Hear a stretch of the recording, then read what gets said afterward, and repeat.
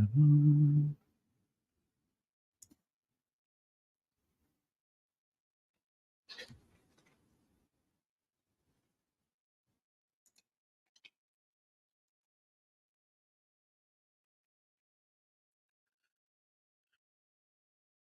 Good morning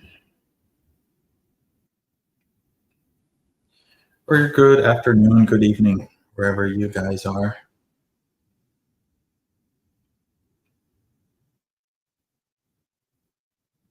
Welcome to another live stream with Wilderness Labs. My name is Jorge, the advocate here, and yeah, I got an interesting. We got an interesting stream. Hopefully, it goes all well. You know, sometimes uh, Murphy happens, and so things don't work out. But I think this time things are going to go smoothly. Um, let's wait. I'm gonna stall here for a couple more minutes, see if more people are gonna join in. And but yeah, basically, just to explain you the gist about what this demo is gonna be is normally in a previous session, I showed you how to make over-the-air updates using Meadow.Cloud. So we have a build, we have a project Visual Studio, we make a code change, then we use the Meadow CLI to build the application, the new version.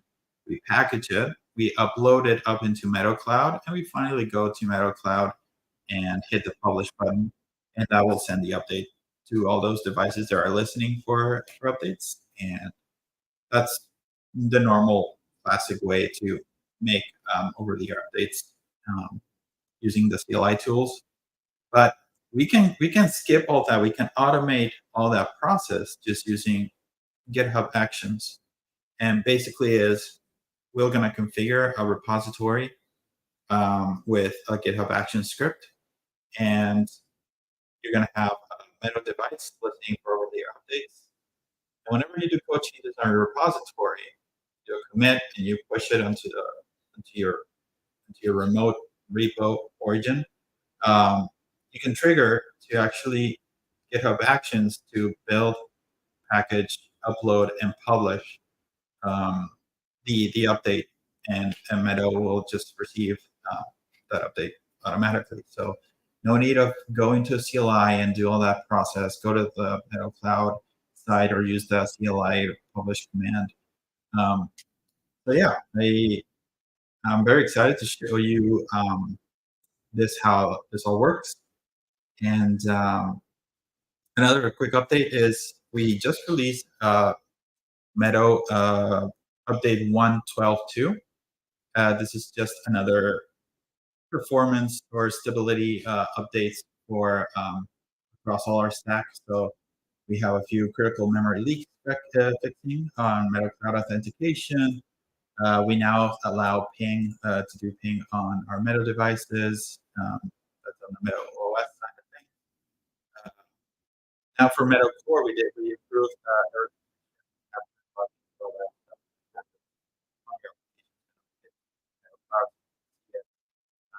we added this thing called reliability service, new service that we're using to try to know like if there's any issue like exceptions or things like that, and we can act on them.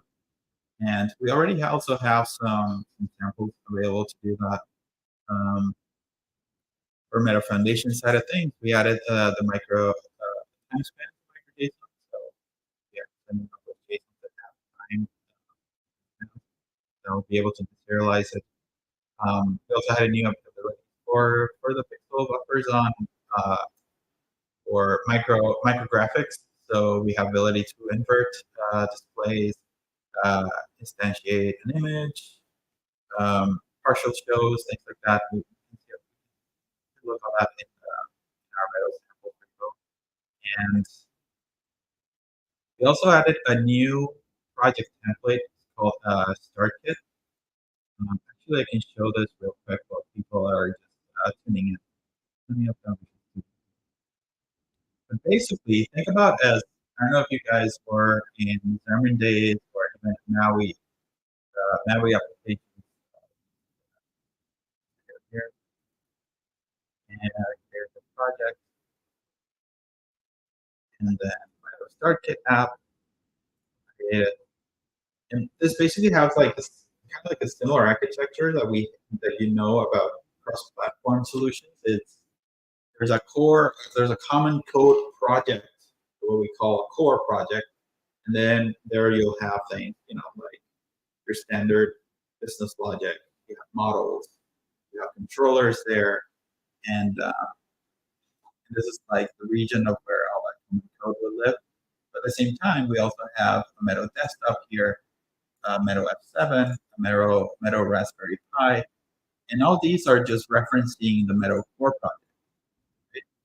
So basically, the way it works is you have these platform-specific projects that have different hardware configurations, but you send interfaces of these hardware into the core project, and the core project will just use these interface instances, objects that they'll all be like in the same category, and it'll just use those objects, and it'll just seem like seamless across like different configurations because at the end all is running on the core project. So Meadow Desktop, for example, this, and here, then this will open just a little display. So with Meadow Desktop, again, for context, Meadow Desktop is the ability to run Meadow applications using your developer machine, be it Windows, Linux, or Mac OS.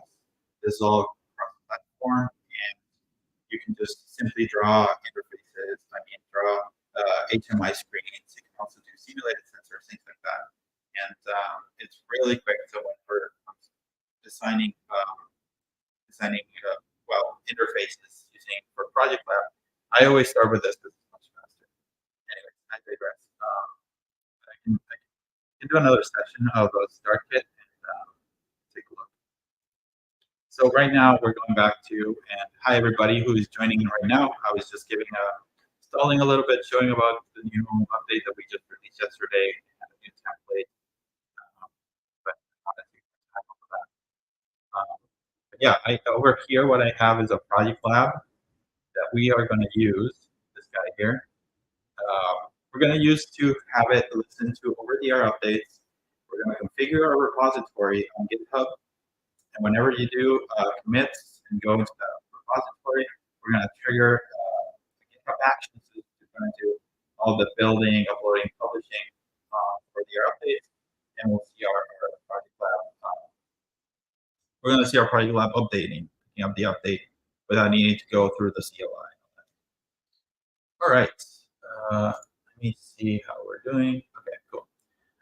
Without further ado, let's just get into it. I'm going to go and I'm going to start making my repository here. I'm going to do it under my name. Let's do demo. And optional. That's perfectly fine. Let's do Studio here to add a node. And let's create the repository. Okay, so we got a blank repository. Now I'm going to clone this guy. I'm going to spin here my old source trees, my little Git thing that I use. Clone, is it? Can I use this stuff? No. Oh, here it is. Demo Meadow. Perfect. Let's do project. Here. This is not a valid. Come on. How about this? Here we go. Oh, hi JT. Thank you. Yeah, I'm finally in my new home office. I just got a Elgato mic and a webcam. I got better connection here, so I'm no longer trying to do remote streaming. So yeah, hopefully everything works well. I'm also on my desktop machine is a little bit more powerful, so I think I think you guys get to see me and hear me better, hopefully. All right, so let's clone this thing. Actually, put this full screen so you can see better. Here we go. And let's do clone. Beautiful. Oh, okay. Huh, I see. All right, let me know if you're still having audio problems. I think it should be fine. I don't think I changed anything. All right, so uh, now that we finally cloned my project, now the other thing I was gonna do is so we don't waste time, try to come up with a. Let's see where I am. Okay, so this is I'm gonna also use another baked project that I have here. If we go to Meadow Samples and we go to Meadow.Cloud, then we have this uh, Meadow Project Lab application to listen for over-the-air updates. So I'm just going to copy this project over, and I'm just going to move it to the. I'll just move it to the new repo. So let me go here.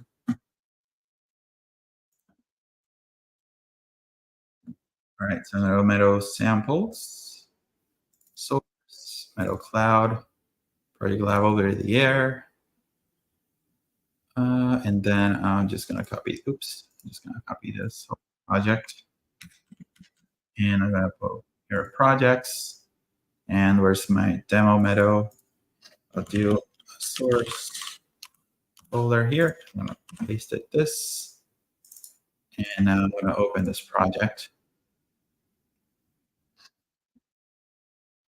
Hold on for a second.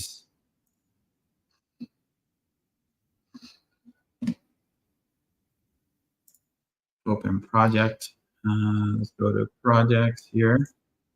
Meadow, demo Meadow, where is it? Here it is. Source, project over the air update. Open.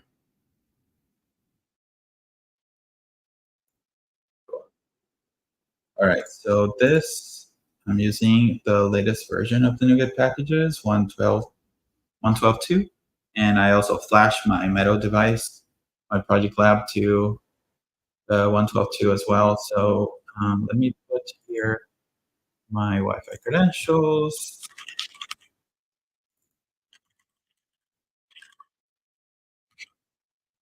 And then I am going to build this thing.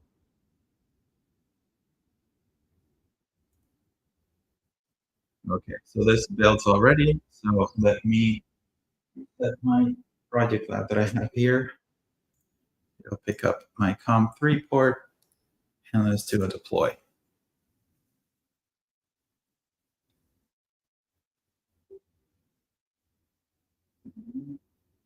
All right. So while this is running, this is going to take a while to deploy. It's the first deploy of a different application. I had a different application running just now, so it might take a while sending all those files over. See if it's going well. Okay, it's deleting some files.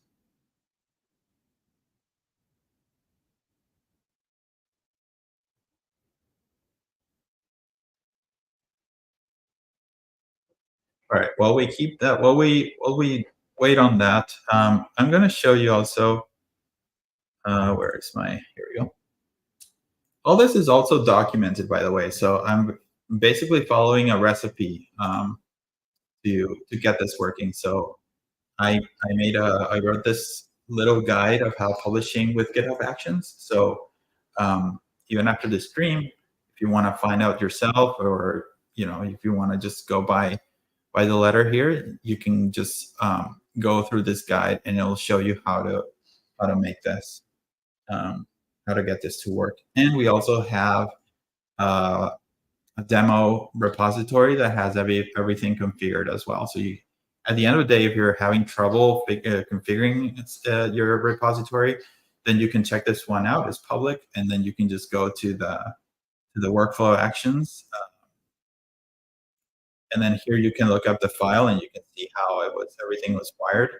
And then yeah, you can try to find out any issues you're having. Let me see if this is still, okay, it's transferring files, that's good. Okay, perfect. Okay, yeah, a fellow Wilderness Labs here over here. I'm using a new extension. Yeah, we're working on a new extension, by the way, Visual Studio extension. We revamped the Meadow CLI tool to a V2 version, and we're currently working on an extension that's going to use the CLI V2.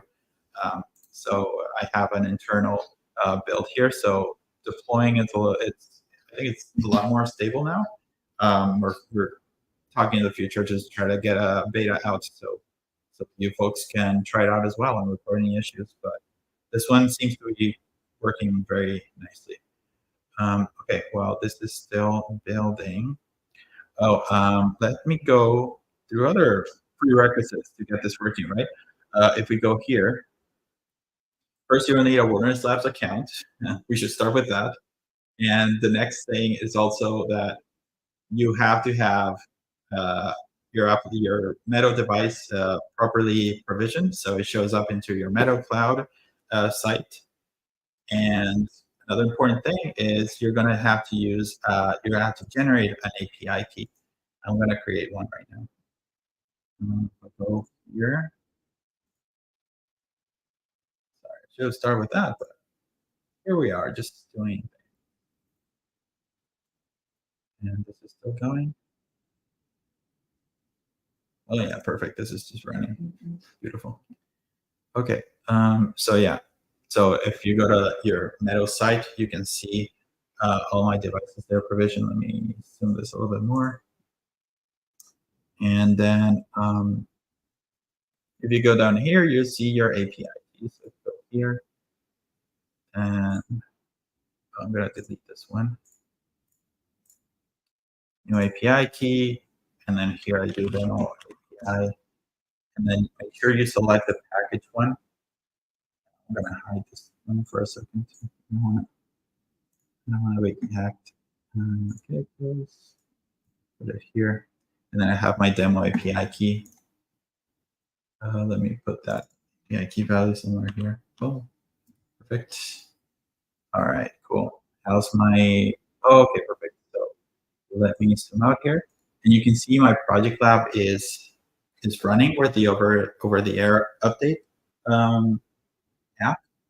So you'll see that the application is going to, it just joined my network, it's connecting, and now it's authenticating to Meadow.Cloud, and now it says connected, which means that it's already waiting for any upcoming over-the-air updates. So that is good.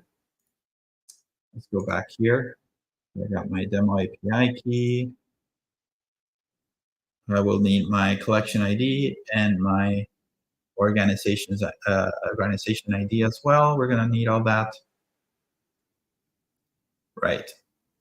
So we'll get all those values later and to build up our script. But here, we don't want to hard code the Wi-Fi credentials there. Like, it doesn't make sense at this point because we want to have, we can just use our repository secrets on GitHub so we can store all that kind of like sensitive information, including my API key.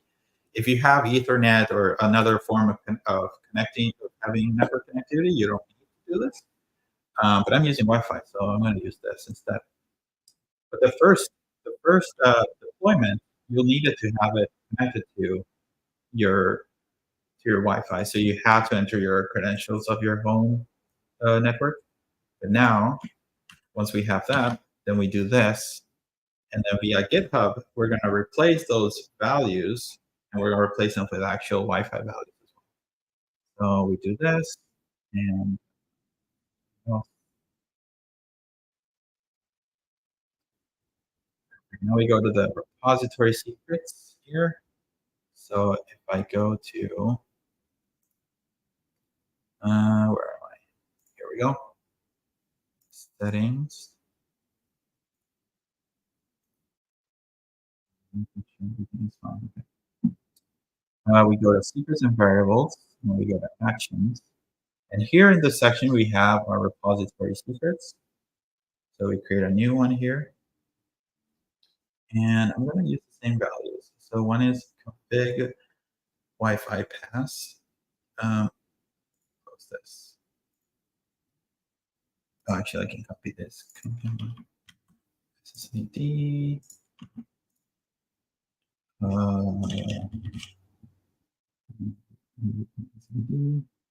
It's one. And then I'm going to add my password here.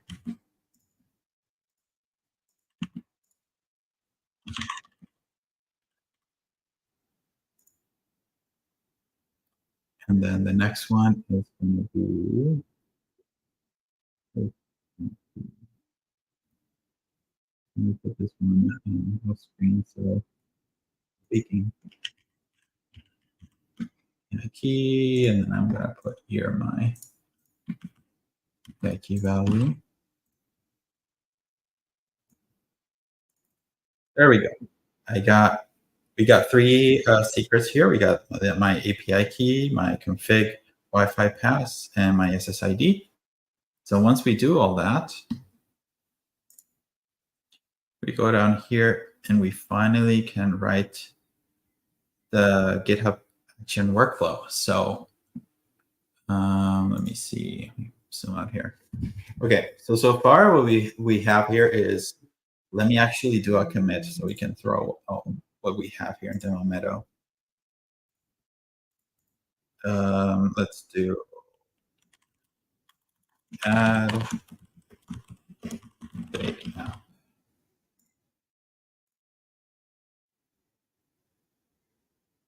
Okay, let's recap what we've done so far. So we have created our repository. We added our over-the-air update application from Project Lab from our Meadow samples. We deploy it using your Wi-Fi credentials, and then you can see that the Project Lab here is running. There's mine, and it says connected. So that's good. And then we needed to replace those Wi-Fi configs to like variable tags, so we can reference them in GitHub Actions. And we also needed to have our Meadow device that we're using, or I need to have it provisioned, which I already have firsthand from previous live streams. And now we generate an API key using Meadow.Cloud, and we copy all these into our GitHub repository secret section over here, along with the Wi-Fi password and SSID. Now, what's left is the interesting part of this project, of this live stream. Let's create a workflow to get this all together. So first thing, we have to add, let's see if we can do this, and then put this, here we go. So this is my root of my repository.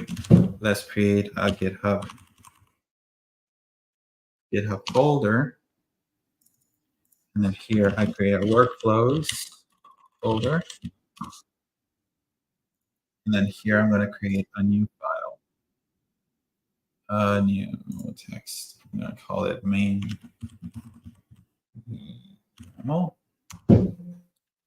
Yeah.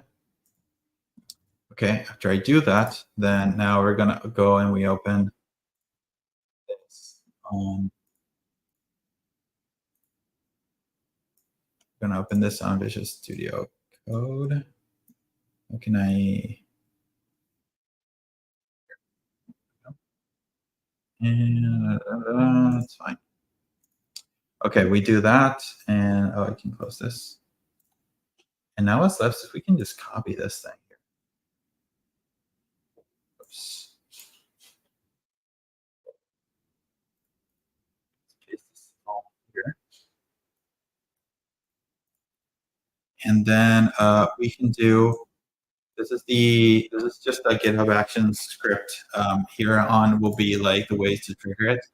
You can do for push. You can do like whatever kinds of events you want as a trigger. In this case, I'm just going to do workflow dispatch. So I can just manually click to run this workflow and get it to deploy. But then you can also choose like, oh, it's a main branch on a push, and then you can just make it go out. Is what basically most people would do when you have an enterprise solution or whatever. And then the steps here we have, well, running on Ubuntu latest version. And then I don't think we need this. I'm gonna remove this.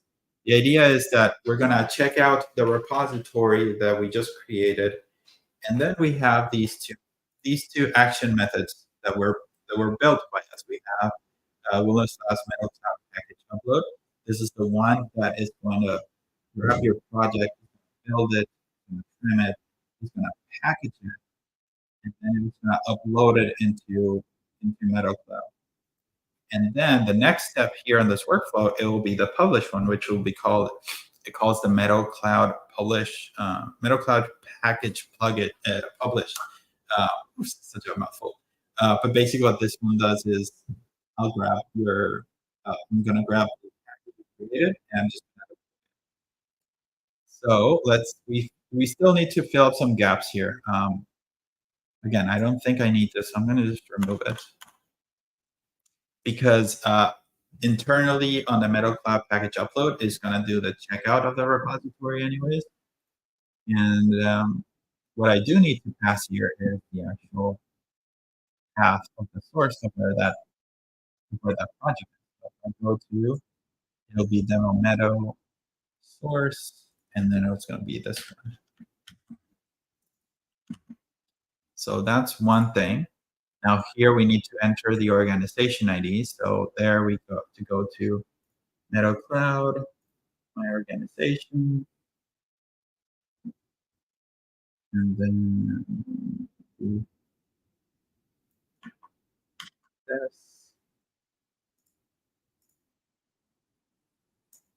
I'm gonna put it here. Organization ID, and then I'll need my collection ID as well. It will be in collections. Right. I'm going to do another side note here. I have a set of different collections.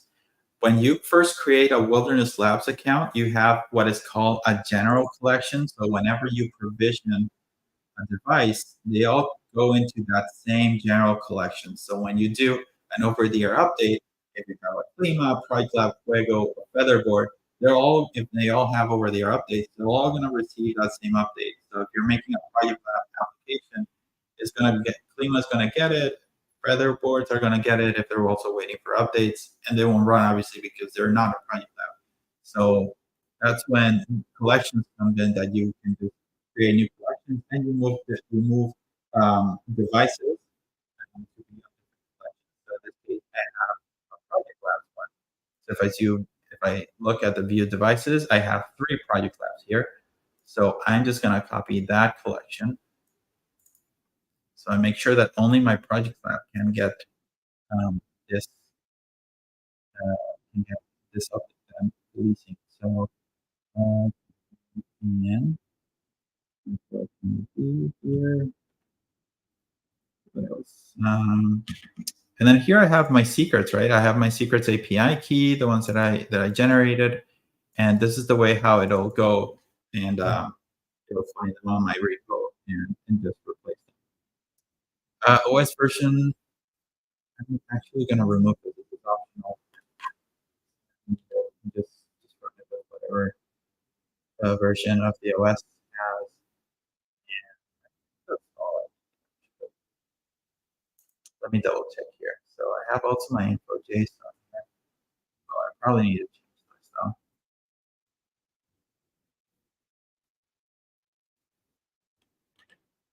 Because what this does is um, this, this is like a tag to say I'm making this package, and then Meadow.Cloud is going to listen to this JSON file and it's going to see what OS version is this intended to.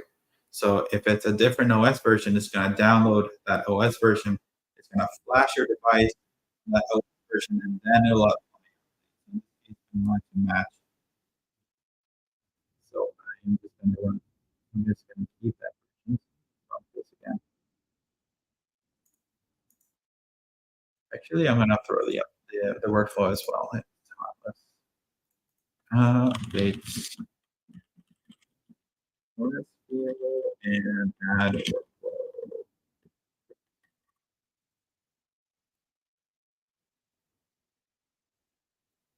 All right. Moment of truth. Let's see how this does.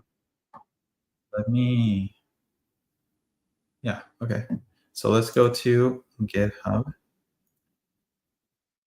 Let's go my down repositories for action. Actually, let me see if I can do this. I'm going to do.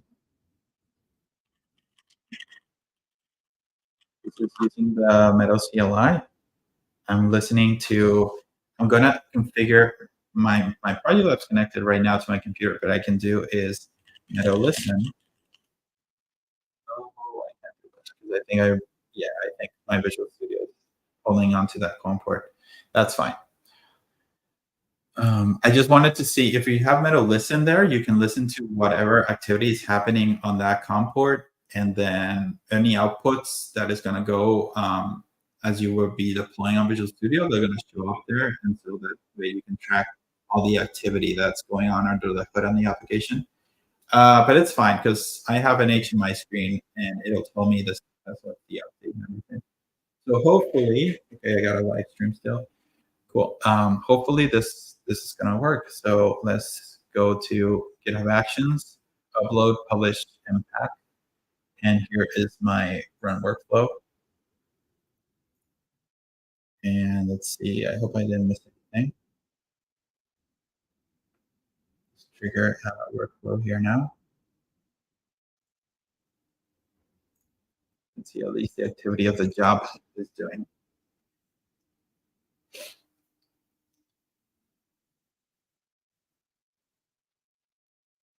So yeah, also these actions are also completely open source. You can take a look just to make sure there's no funny business going on there. And you can see that it's already checked in, it's build successful. Now it's going to trim the application, meaning that it's going to clean up all those different libraries or references of things that my application is not using, just to make the package smaller. And well, that's supposed to be, if you have it on the console, a power console command, you can see a spinner. But in this case, it's not doing that. So the full animation. So it looked like it went well. There we go. So it package created, and then it went to the publish step as well. And let's look at this thing. There we go. They picked up the update. That's it. That's all there is to it. So it was glad this is working out. I'm always so insecure with these demos now, but it works. I tested it several times, practicing, and yeah, it's very reliable now. Again, I'm going to say that this is a roadmap to make these packages smaller. So whenever you do a small code change, like bumping a version or color, the generate package or the building process is going to be smart enough to just create a smaller package, depending on how much complexity you're adding into the update. So if it's just changing the value, then we're talking value is going to be like fractions of like the whole thing. Because in this case, we're just throwing an entire new application just because of the small change that it made. So that's why probably updates are going to take a little longer. So yeah, this, I actually forgot to bump the version of this project. So if I go here, normally the idea is this for the sake of just testing out over the updates.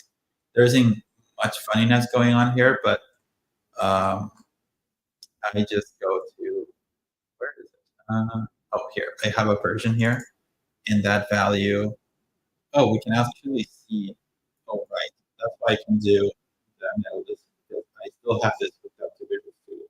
But I'm deploying over the air. I didn't deploy Visual Studio this time. And you can see all the download progress here. That's, I think it's about 3 megabytes, and it's it's a little, it takes its time to download it. But yeah, seeing a little bit under the hood. Again, we already went through all this on the previous slide.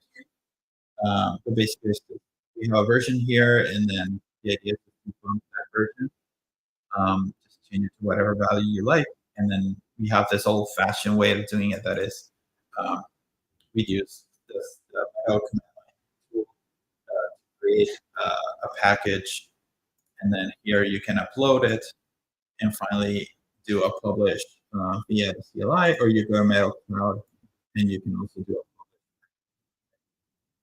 And then you can do it again too, if you want to listen up to all the events that's going on.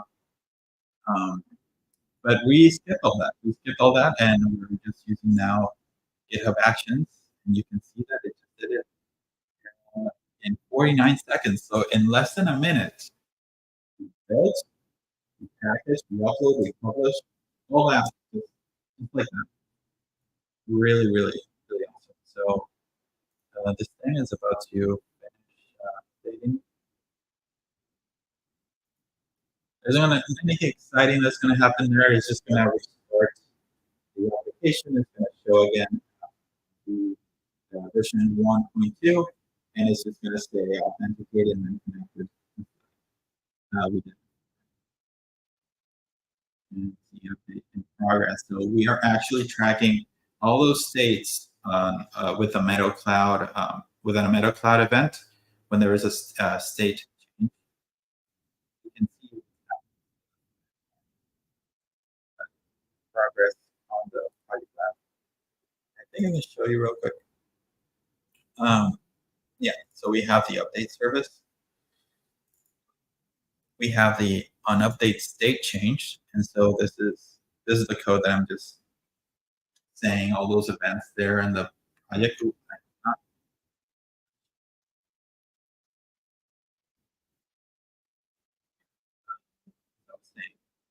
In the main controller for the project lab over the air update, we have a bunch of like event handlers that we can register to do certain actions. So we got state change. So this one that gives us that.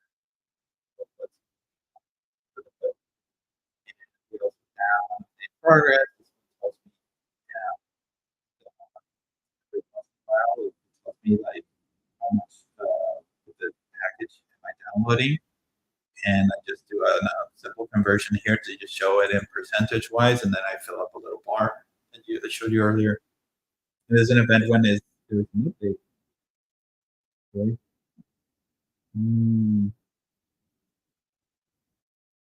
Maybe I can do something about that.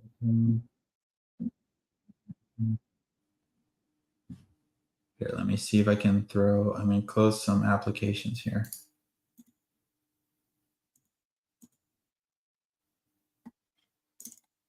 Okay. I'll try to speak slower, see if you guys can hear me. Maybe I'm also moving a lot. So yeah, so again, these are just the update service, and it's just to track a few things that are happening during the update process. And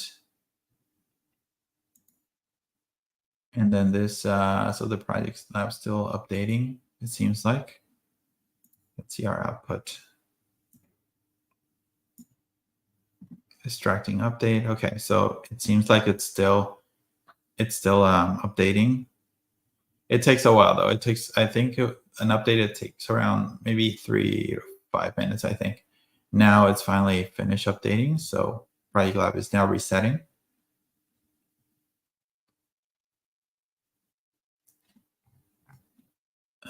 Is this thing still listening? No, I don't think so. once it resets, I think it just cuts off the port.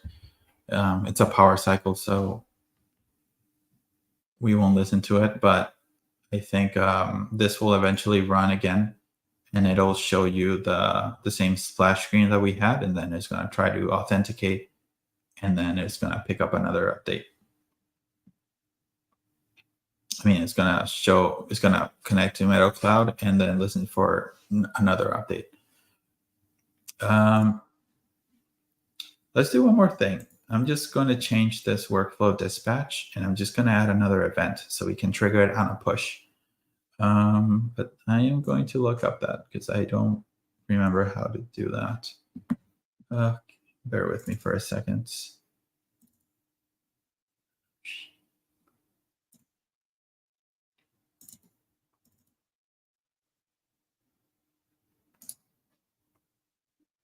We're going to open show projects. Let me know if my audio is still cut off.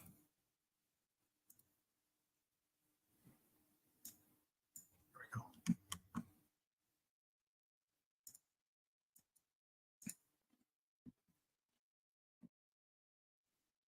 Okay. Okay, so far so good. All right, thanks. Thanks for the report. All right.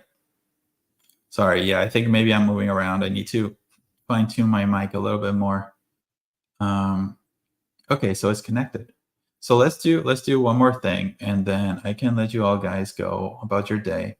Let me remove this from full screen, and let's make this to trigger it on push. So is it? How do I do it? I think it's. Do I need to push it like this? Nope. I think it's like that. Okay, so in theory, I'm going to bump the version of my little app, and then I'm going to do commit. And when I push, the product lab should pick up that update. So let's see if this works. There we go. Oh, I also need to update the workflow. That might be a good idea. I'm going to do that first. So it's all set. Update on push.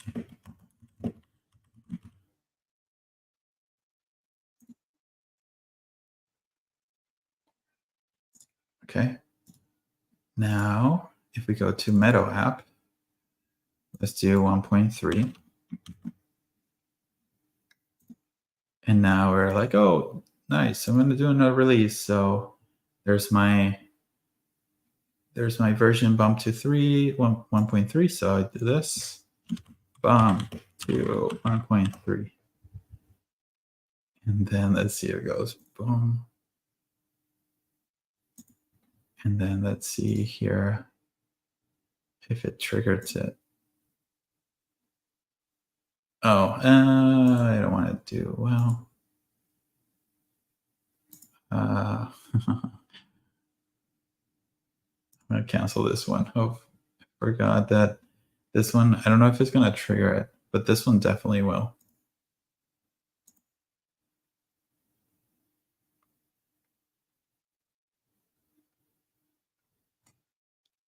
It's building, download it, firmware package, build successful, now streaming.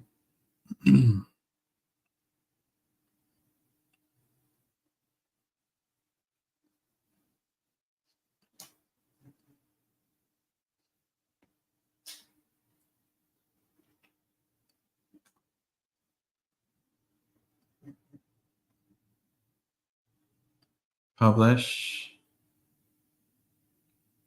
There we go. And oh, wow, I didn't even realize, but yeah, my app already detected it. So, I think I might have found a bug here because I think I trigger it twice, and so it looked like it found the update. Like we triggered the update, the override update twice, so it's just downloading the same thing. So I think we might find a bug here. But yeah, so you can do that using using the push trigger. So whenever you do a commit, it'll update. But again, I think we need to look this up to try to make sure that we only get one update. Yeah. Is there any questions from the audience? Is everything clear? A little bit of the message that I want to come across, how to make this. It's pretty straightforward. This guide here, it tells you pretty much everything what I have explained. And at the end, if you are also having troubles figuring things out, again, you can also go to the F7 Feather demo.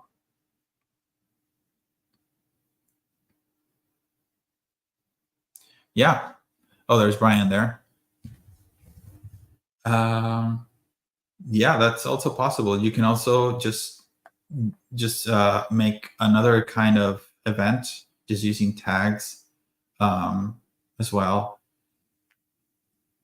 Yeah, that's actually a good idea. Instead of doing it on every commit push, we can just do whenever we have a tag, we can just trigger a workflow.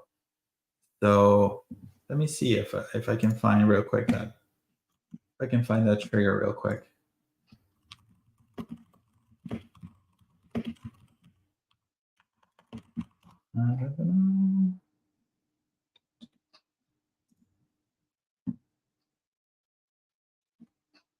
Oh, I see. Push to events to every tag and not containing. Okay. Apparently we can do this. Let's try that, and then we can call it a day. So let's go to my. Thank you for the suggestion, Brian. I appreciate it. We do push, but instead of doing that, let's do this thing. Push events to every tag not containing. I don't know what that containing is, but let's try this. Let's see. So after I do that, I'm going to update the workflow.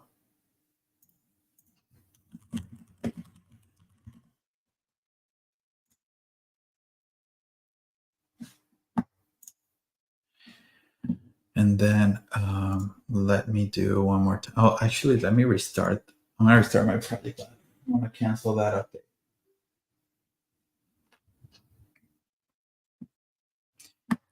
And then if I go to my project lab, let's do 1.4 now.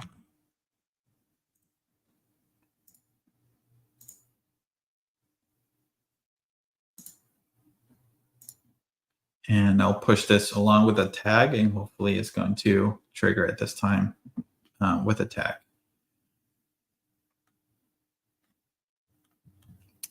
Let's wait until the project lab connects again.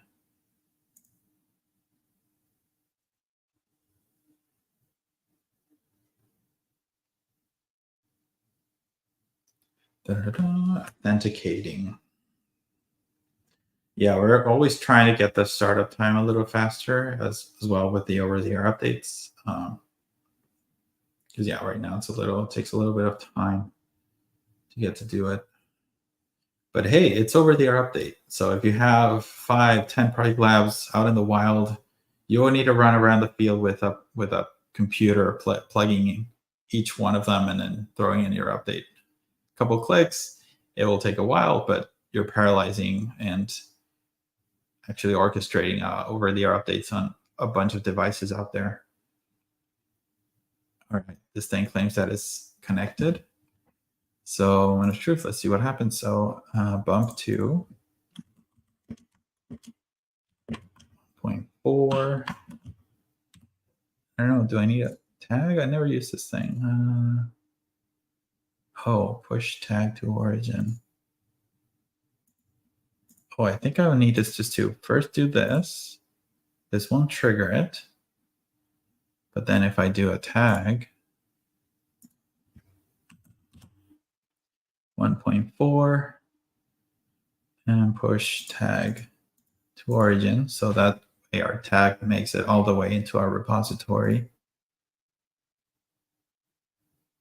And then there's my tag. So if we go to GitHub, hopefully actions. Yeah, I think this is the one that we, 1.4. This is, I think it's because of the tag. So Brian was right. I think this would be an ideal situation. So you don't have to just start throwing commits on main and then start throwing updates every time for every commit. So now build release, build successful. I love how fast it is. I don't think I would go back using the CLI.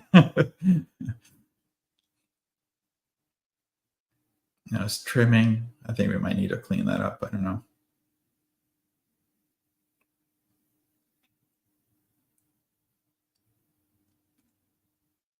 And then publish, and then this thing's gonna pick it up. I'm gonna put him on Zoom. Update available. Boom, pick it up. Downloading file.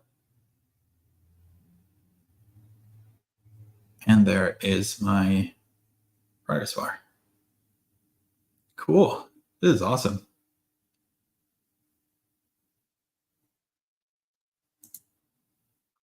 Yay.